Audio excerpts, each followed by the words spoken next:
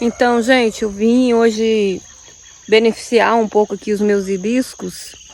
E eu tenho um pouquinho aqui, né? Que eu tô desidratando.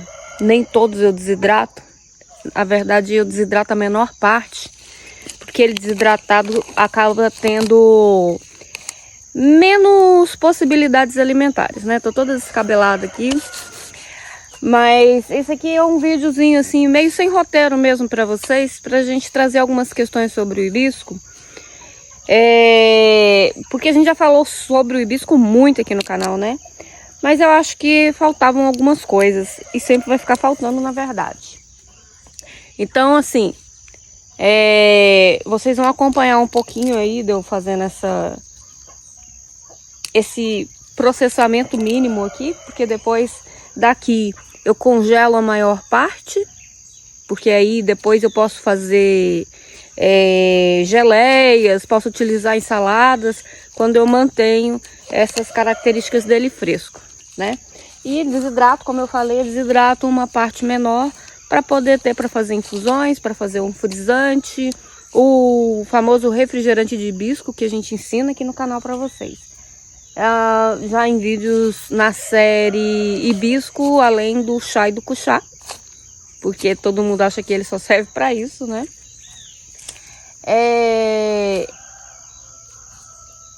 Enfim, gente, hoje eu vim trazer umas pulguinhas para as orelhas de vocês. Então, assim, eu vou subir esse vídeo para vocês sem corte, sem edição. Esse formato aqui, ó, retangularzinho, é porque eu ia fazer pequenos cortes, né? Um vídeo shots, né? Para o Instagram, para Chácara Dona Caetana, Instagram Chácara Dona Caetana, e também aqui para o canal do YouTube. E depois a conversa foi ficando longa e eu achei que ia ser interessante passar essa conversa para vocês sem esses cortes. Então, o formato de hoje vai ser esse, tá bom? Vamos acompanhar aí. E depois eu gostaria que vocês, por favor, se quiserem, comentassem aí embaixo o que mais que vocês precisam. Vamos então para a nossa discussão filosófica de hoje.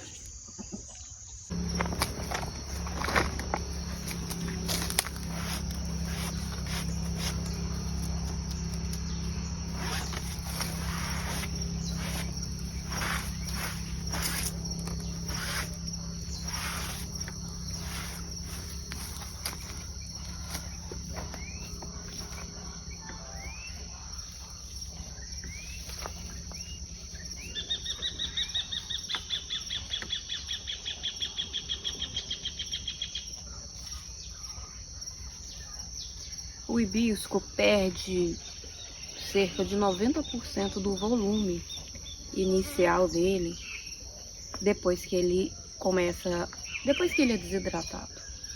A gente começa com uma folhinha gordinha, assim, e depois a gente tem umas folhinhas sequinhas, assim.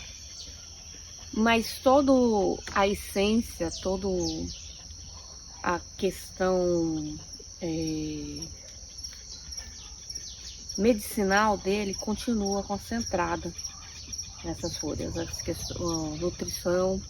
Então, o que a gente tem que perde-se pela desidratação é água e alguns compostos voláteis que toda planta tem, né?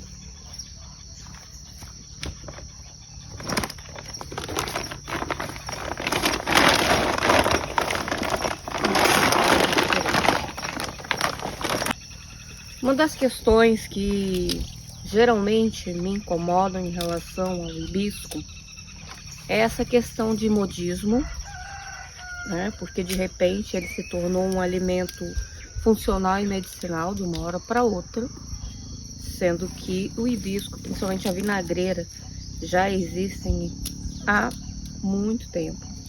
Ele não é originário do Brasil, mas se aclimatou muito bem aqui e dá bastante em várias regiões do país. Em alguns lugares ele nasce de forma espontânea. E foi o que aconteceu aqui. Quando nós chegamos aqui no assentamento, existia uma outra variedade de hibisco e ela era muito espontânea e muito abundante. O pessoal aqui chamava de quiabo azedo, caruru azedo, vinagreira, que é um nome bem comum, bem utilizado. E alguns maranhenses utilizavam para fazer o arroz de cuchá. Fora isso, as pessoas não utilizavam o hibisco. A maioria não dava a menor atenção para ele. E voltando, quando nós chegamos aqui na nossa área também, a gente tinha muito a vinagreira, que nascia espontaneamente aqui. Só que a gente caiu naquela questão da facilidade, né? E pela desinformação à época, a gente caiu na facilidade de usar o glifosato como secante, como mata-mato, para poder cultivar hortaliças e frutíferas, para facilitar o serviço. Em pouco tempo, o hibisco desapareceu. Não só aqui do meu quintal, como dos quintais da vizinhança, porque virou um certo modismo utilizar o glifosato, porque diminui muito a mão de obra, né? Por uma série de fatores. Mas em alguns vizinhos, num vizinho aposentado que já não tinha mais condições de trabalhar tanto com a terra, o hibisco permaneceu. E era lá que de vez em quando eu ia buscar alguns cálices para fazer uma infusão, para fazer um chá, que eu acho muito saboroso, eu gosto e a minha família gosta muito.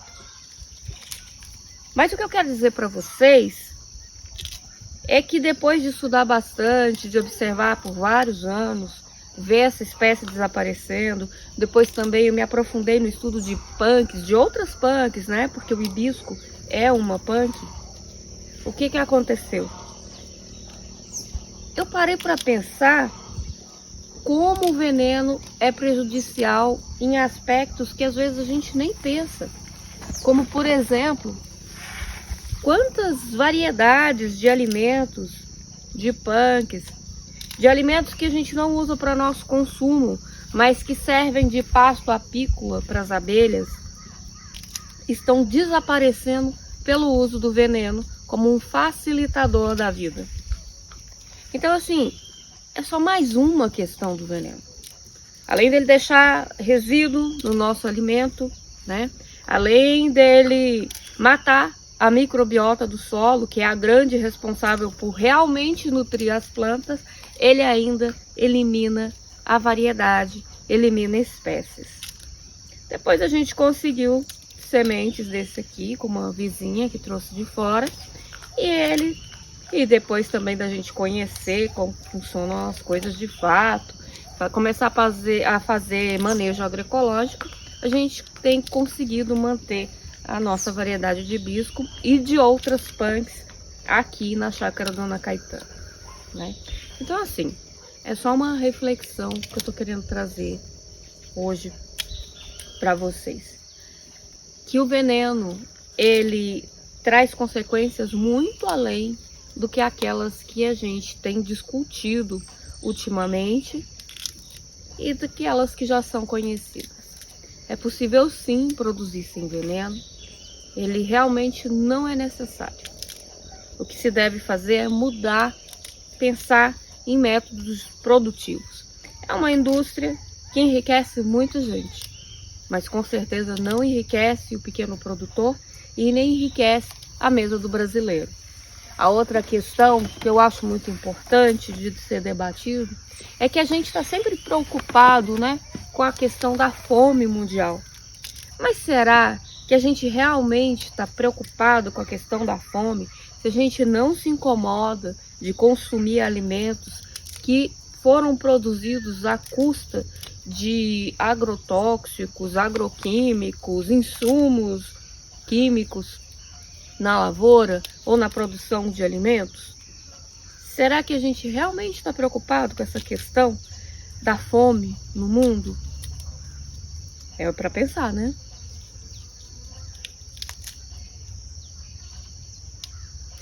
A outra questão que eu acho bem interessante a respeito do hibisco, que o hibisco me fez pensar, é nessa função, nesse modismo que os alimentos assumem. O hibisco é realmente um alimento cheio de finalidades, né? O hibisco, ele se tornou famoso por causa das questões de controle de pressão arterial, por causa das questões de funcionais que ele tem no controle da pressão arterial e na aceleração do metabolismo, que ajuda também, por consequência, por causa dessa alteração que ele faz no metabolismo, para o controle de diabetes, né? E virou moda mesmo por causa da sua propriedade de estimular o emagrecimento. Muita gente alcança ótimos resultados fazendo a utilização do chá do hibisco. Mas, se eu não me engano, era Hipócrates que dizia que o seu alimento seja o seu remédio e que seu remédio seja o seu alimento. O que eu quero dizer é que todo alimento tem consigo propriedades nutracêuticas. O que significa? Que ele nutre e que ele também é remédio. Então, por que deixar o hibisco, que é uma planta cheia de possibilidades alimentares, isolado só na categoria remédio? Por que que a maioria das pessoas desconhece qual que é a planta real? Porque elas geralmente consomem nos mercados a planta desidratada. Por que que tanta gente desconhece que, na verdade, isso aqui é um alimento cheio de possibilidades? A gente usa em saladas, a gente usa em chás, sucos, que a gente já sabe por causa da forma como ele é divulgado pela indústria, né? Principalmente midiática. Para geleias, né? Para tempero, é um ótimo tempero. Misturar ele ao sal moído traz uma qualidade incrível pro tempero. Traz acidez, sabe? E eu já tô pensando no peixe que eu vou comer mais tarde, temperado com sal de hibisco. Mas voltando aqui ao assunto. É alimento. É comida de verdade, né?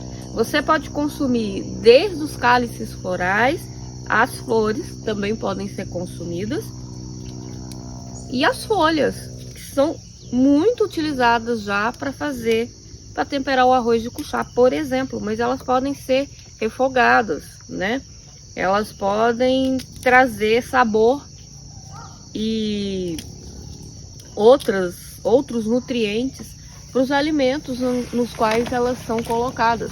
Ou seja, hibisco é comida, não é remédio. Pode ser utilizado como remédio, como qualquer planta pode ser utilizada como remédio. Qualquer planta que a gente já conhece como alimentar, né? A abóbora pode ser remédio. Você sabia, por exemplo, que se uma pessoa tem retenção hídrica e problemas de pressão alta, se ela se alimentar bastante com abóbora, com purê de abóbora, por exemplo, ela consegue eliminar com mais facilidade esses líquidos? Não, porque a abóbora é uma coisa que tem em qualquer lugar, tá ali disponível, muita gente até despreza, né? Mas também tem funções que são medicinais. Mas isso não é pregado, porque não existe interesse midiático sobre a abóbora. Enfim, hoje eu vim aqui para colocar pulgas atrás das orelhas de vocês.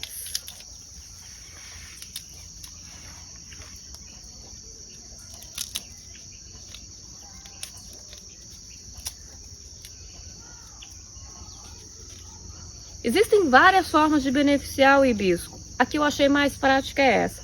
Você separa duas pétalas aqui do cálice e aí fica mais fácil de retirar a cápsula com as sementes e você tem um aproveitamento muito maior do fruto.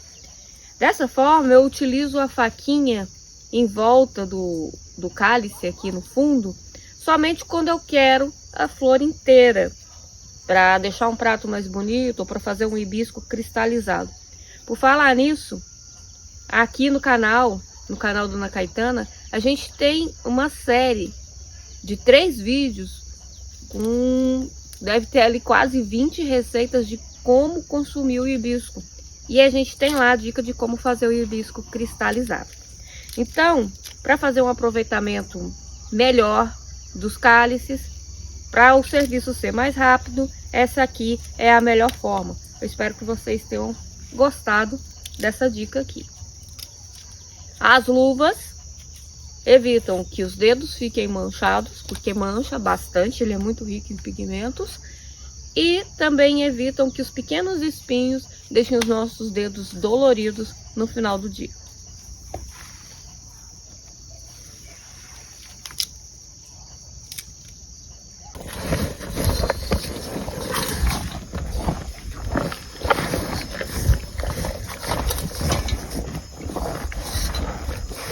Calma, menina. Tem mais lá no outro coxo. Pega lá. As cápsulas verdes das sementes a gente utiliza para alimentação dos animais, porque eu sempre retiro os cálices antes das sementes amadurecerem. Eles estão em melhores condições de aproveitamento, são mais carnudos. Quando as sementes amadurecem, eles já perderam muito de crocância, já não estão mais tão legais para a gente fazer o aproveitamento na alimentação. Eu tenho uma questão muito séria aqui sobre o envio de sementes. A regulamentação dos Correios não permite que a gente envie sementes pelos Correios. Tem a ver com biopirataria, algumas questões que fundamentam essa legislação.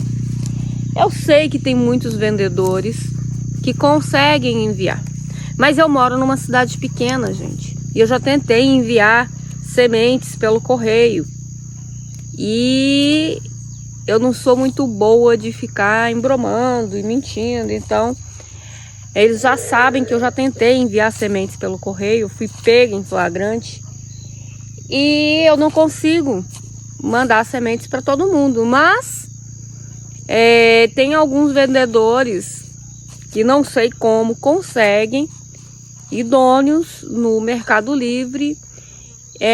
Eu posso indicar alguns para vocês se for o caso, tá bom? Bom, é isso.